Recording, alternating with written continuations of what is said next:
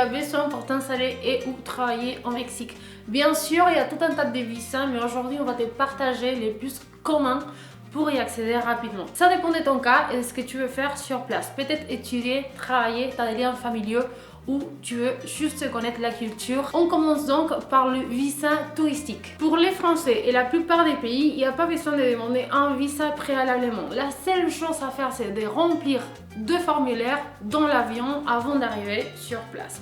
Un formulaire pour la douane, un formulaire pour migration. Et qu'est-ce qu'on va noter? Nos coordonnées, le numéro de vol, etc. Rien de compliqué. Ces papiers, on va les garder avec notre passeport pendant tous les séjours et c'est tout. C'est ce qui fera office de visa touristique en fait. Il vous permettra de rester au plus 180 jours dans le pays. Bien sûr, vous n'avez pas le droit de travailler, d'étudier. Vous aurez le droit de faire du bénévolat, mais ça, on en reparle plus tard. Et petite remarque, il faut bien faire attention de remplir toutes les conditions d'entrée dans le pays, sinon on peut se voir refuser. C'était mon cas et le cas de plusieurs personnes qu'on connaît. Même des Français. Voilà. Donc, qu'est-ce qu'on veut dire? Vol de retour, itinéraire, hôtel, endroit à visiter, argent, tout ce qui puisse démontrer votre séjour touristique dans le pays. Et surtout que vous allez repartir du pays en fait. Voilà. Un des visas les plus accessibles, c'est le PVT, le programme vacances-travail. C'est un des plus accessibles, il vous faut seulement d'avoir beaucoup d'argent. Il y a des conditions à remplir, il vous faut avoir par exemple entre 18 et 31 ans. Il faut démontrer qu'on a 2500 € dans un compte bancaire, assurance voyage pendant tous les séjours, 1000 € de plus si on ne peut pas avoir le vol de retour, donc 3500 € en total. Et il faut savoir qu'on ne peut pas postuler à ce visa pendant toute l'année. Il y a des dates spécifiques. Et c'est simple, il faut prendre rendez-vous dans le consulat mexicain à Paris, passer un entretien de quelques minutes, obtenir son visa et partir au Mexique. L'intérêt de ce visa, c'est de pouvoir découvrir le pays, en même temps y travailler, mais attention, c'est 1 an maximum et c'est pas renouvelable. Pour les plus jeunes, vous aurez aussi l'option du visa VIE ou VIA, donc volontariat international en entreprise ou en administration. Il vous faudra avoir entre 18 et 28 ans pour pouvoir y postuler et en réalité vous postulez à des offres d'emploi via le site ou des réseaux internes de votre école. Moi j'ai essayé d'y postuler pendant des années et j'ai jamais réussi à être pris à une candidature. Pourquoi? Parce qu'en général ça se fait par réseautage et tout le monde n'a pas sa chance. En plus ça dépend des offres d'emploi, du domaine dans lequel vous avez votre formation. Moi en tant que juriste, il y avait quand même pas mal de postes proposés. Mais voilà, même l'expérience que j'avais n'a pas suffi à ce que je sois pris. Donc c'est assez compliqué à ce niveau-là. Après, pour réaliser les démarches pour ce visa, vous serez de toute façon accompagné par votre entreprise. Donc voilà, le seul truc à retenir, c'est aller sur le site. Pour le visa travail, qui vous permettra de travailler sans aucune condition d'âge ou quoi que ce soit, c'est simple, il vous faut seulement une offre d'emploi au Mexique. Si c'est une entreprise française qui vous envoie au Mexique, je suppose que vous n'aurez pas de soucis, vous serez accompagné. Si par contre c'est une entreprise mexicaine qui vous contracte depuis le Mexique, là il y a 2 parties, partie entreprise et partie à toi. Pour l'entreprise, elle doit demander une autorisation à l'Institut de migration mexicain pour embaucher un étranger, donc toi, et démontrer qu'il n'y a pas un Mexicain ou Mexicaine qui puisse faire ton boulot. Une fois que ça c'est fait et que c'est autorisé pour toi, tu dois prendre rendez-vous dans un consulat mexicain et là on ira plus tard et passer ton entretien. On va te poser des questions genre comment tu as eu ce boulot, qu'est-ce que tu vas faire, etc.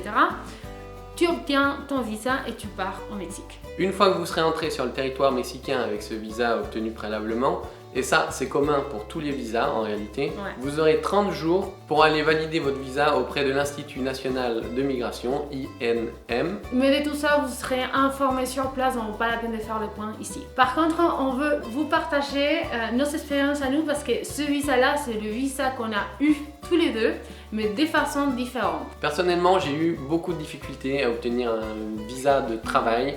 Pourquoi? Parce que j'ai postulé à beaucoup de postes, j'ai jamais été pris. C'était très compliqué déjà de trouver les postes qui étaient adaptés à ma formation, etc. Et quand je les trouvais, j'étais pas forcément pris. Donc du coup, comment j'ai fait? Avec mes connaissances au Mexique, on a créé une offre d'emploi. Voilà, tout ça, ça s'est fait légalement.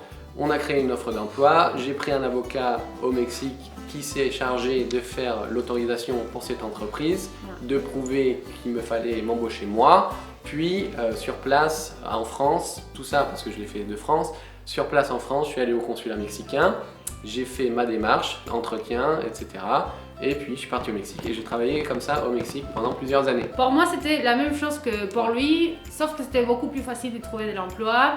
Et la différence, c'est que j'étais au Mexique au moment d'avoir l'autorisation pour demander mon visa. Et là, le point important, c'est que le Mexique te permet de prendre rendez-vous dans un consulat n'importe où dans le monde et pas forcément depuis ton pays d'origine ou résidence.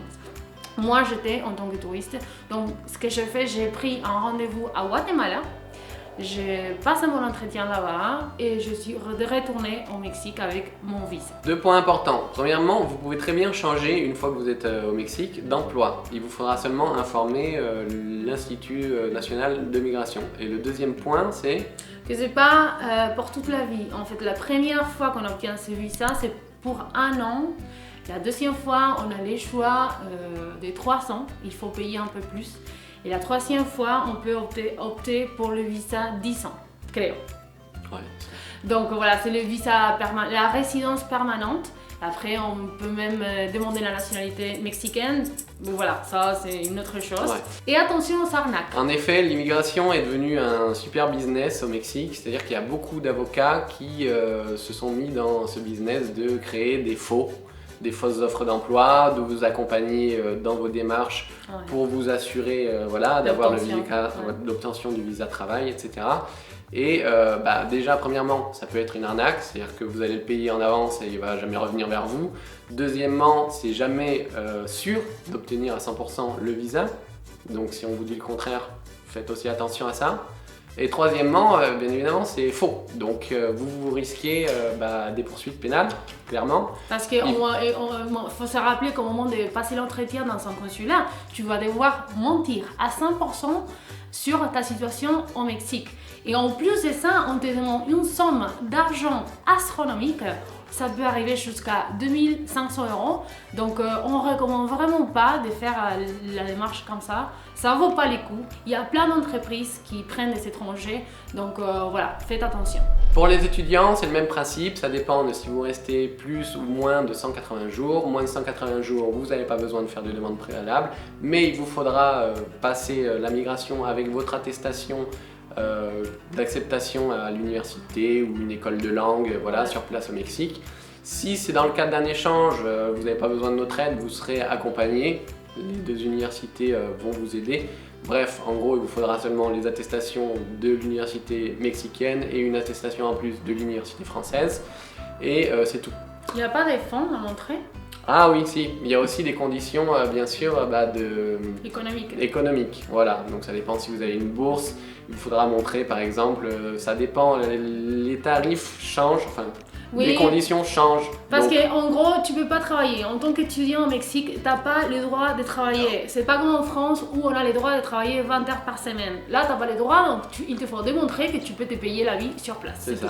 Il existe tout un tas d'autres visas qui marchent de la même façon, c'est-à-dire plus ou moins de 180 jours. Oui, par exemple, tout ce qui est retraité, investisseur, conjoint de mexicain, ça c'est une autre chose, c'est famille. Il y a pour tout le monde, pour tous les cas. Donc après, il y a plein d'informations sur le site. On vous recommande de chercher sur le site du consulat mexicain, pas ailleurs parce qu'il y a vraiment des fausses informations.